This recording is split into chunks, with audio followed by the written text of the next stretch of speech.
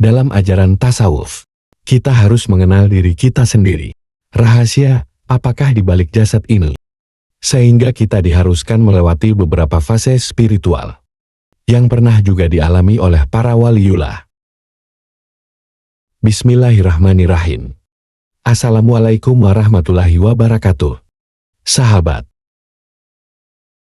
di tengah kehidupan yang serba materialistik dewasa ini, seringkali kita mengabaikan tentang memahami diri kita sendiri, yaitu sebagai langkah awal menuju pengenalan kepada Tuhan Rabbul Alamin. Mengenal diri bukan sekadar konsep filosofis, tetapi bisa menjadi kunci spiritual yang memungkinkan kita untuk menyelami kesadaran diri yang sejati dan mengenali hakikat roh kita sendiri. Pada perjalanan memahami diri yang sejati ini, kita akan menemukan bahwa aku yang sejati memiliki kekuatan yang berasal daripada Yang Maha Mutlak. Ada 5 fase spiritual yang harus kita pahami. Fase yang pertama adalah kesadaran tentang aku, sang pribadi dalam diri. Sebelum kita memahami Tuhan, kita harus menyadari keberadaan diri kita sendiri. Kesadaran tentang aku akan membawa kita pada pengenalan akan keabadian dan kekuasaan yang dimiliki oleh roh kita. Karena aku pada wilayah ini, bukan lagi aku yang bersifat fisik atau ego diri rendah kita, melainkan aku yang maha kuasa yang berada pada tiap diri pribadi manusia.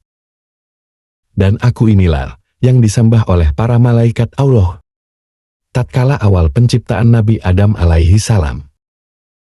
Allah memberikan perintah kepada segenap malaikat untuk bersujud kepada Adam. Sebagaimana firman-Nya dalam surah Al-Hijr ayat 29. Apabila aku telah menyempurnakan kejadiannya, dan aku telah meniupkan ruhku ke dalam jasadnya, maka tunduklah kamu kepadanya dengan bersujud. Fase yang kedua adalah mengalami evolusi kesadaran.